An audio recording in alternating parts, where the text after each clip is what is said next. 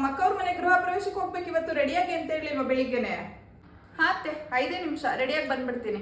ನಂದು 5 ನಿಮಿಷ ರೆಡಿಯಾಗಿ ಬಂದ್ಬಿಡ್ತೀನಿ. ಸರಿ, ಹೋಗಿ ದೊಡ್ಡ ರೆಡಿ ಆಗ್ಬಿಟ್ಟು ಬಂದ್ರಿ. ಏನಮ್ಮ ಫಂಕ್ಷನ್ಗೆ ಯಾವ ಬಟ್ಟೆ ಹಾಕೊಂತ ಇದ್ಯಾ? ಸೀರೆನಾ? ಅಯ್ಯೋ ಸೀರೆನಾ ಅಕ್ಕ? ಇಲ್ಲ ನನ್ನ ಕೈನಲ್ಲಾಗಲ್ಲ, ನಾನು ಡ್ರೆಸ್ ಹಾಕೊಂಡು ಬರ್ತೀನಿ. ಯಾರ ಕೈಲಾಗುತ್ತೆ ಬೆಳಿಗ್ಗೆಯಿಂದ ಸಾಯಂಕಾಲ ತನಕ ಸೀರೆ ಉಟ್ಕೊಂಡಿರೋಕ್ಕೆ? ನೀವೇನು ಹಾಕೊಂತೀರಾ? ನಾನು ಅಷ್ಟೇ ಅಮ್ಮ, ನನ್ನ ಕೈನಲ್ಲೂ ಬೆಳಿಗ್ಗೆ ಸಾಯಂಕಾಲ ತನಕ ಸೀರೆ ಉಟ್ಕೊಂಡು ಆಗಲ್ಲ. ಯಾವುದೋ ಒಂದು ಡ್ರೆಸ್ ಹಾಕೊಂಡು ಬರ್ತೀನಿ ಅಷ್ಟೇ. ಸರಿ ಬಾ, ರೆಡಿ ಆಗೋಣ.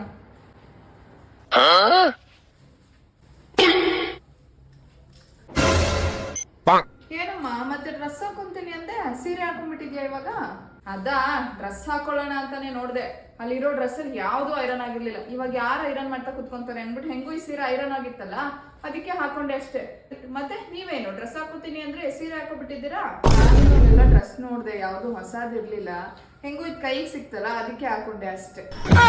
ಆಯ್ತು ನಡೀರಿ ಹೋಗೋಣ, ಟೈಮ್ ಆಗುತ್ತೆ.